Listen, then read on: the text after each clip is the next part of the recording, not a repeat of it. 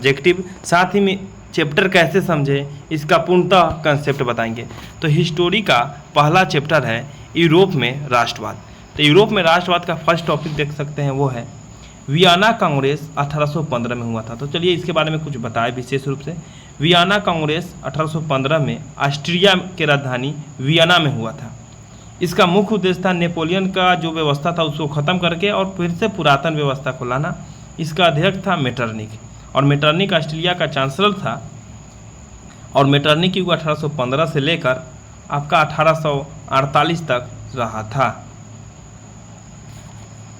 Next है आपका topic, देख सकते हैं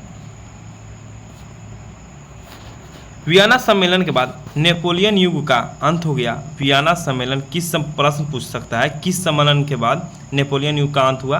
तो वियना सम्मेलन के बाद, और एक नए युग की शुरुआत हुआ जिसका नाम पड़ा मेटरनिक युग। नेक्स्ट है फ्रांस में वियना कांग्रेस के द्वारा बुर्बो वंश की स्थापना हुई। चार्ल्स दशम एक निरंकुश एवं प्रतिक्रियावादी शासक था। 1831 में मेजनी ने यंग इटली और 1834 में यंग यूरोप का स्थापना किया। फिर से बता देते हैं, इटली के एकीकरण में 3 जो लोग थे उनका महत्वपूर्ण योगदान है, मेजनी, काउंट काबूर और गैरिबाल्डी। और गैरिबाल्डी पेशे से एक नाविक था। मेजनी को इटली के एकीकरण का मसीहा कहा जाता है और दूसरा बात रहा यंग इटली और यंग यूरोप की इन्होंने स्थापना किया। पहले यंग इटली और फिर यंग यूरोप। उसी तरह भारत में इन्हीं के नक्शे कदम पर यंग इंडिया का स्थापना महात्मा गांधी जी ने किए थे।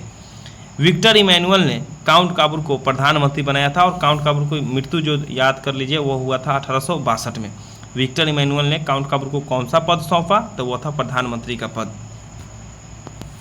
नेक्स्ट है गैरिबाल्डी पेशे से क्या था? तो गैरिबाल्डी पेशे से एक नाविक था। 1862 में दुर्भाग्यवश ये तो बता दिया है काउंट काबूर की मृत्यु हो गई। इटली के एकीकरण में सबसे महत्वपूर्ण योगदान किसका था? तो वो मेजनी के था। हीगल क्या था? एक दार्शनिक था, और हीगल ने ही बताया था कि इतिहास अपने आप को दोहराता था, और कार्ल मार्क्स हीगल के विचारों से प्रभावित थे। जाल्वेरिन कैसी संस्था थी? प्रश्न पूछ सकता है। तो जाल्वेरिन एक व्यापारियों की संस्था थी जिससे मेजनी भी जुड़े हुए थे। नहीं, बिस्मार्क जो एक कूटनीतिज्ञ थे उसने रक्त एवं लौह नीति का अवलंबन किया था। बिस्मार्क पूछे किस देश के थे? तो वो जर्मनी के थे।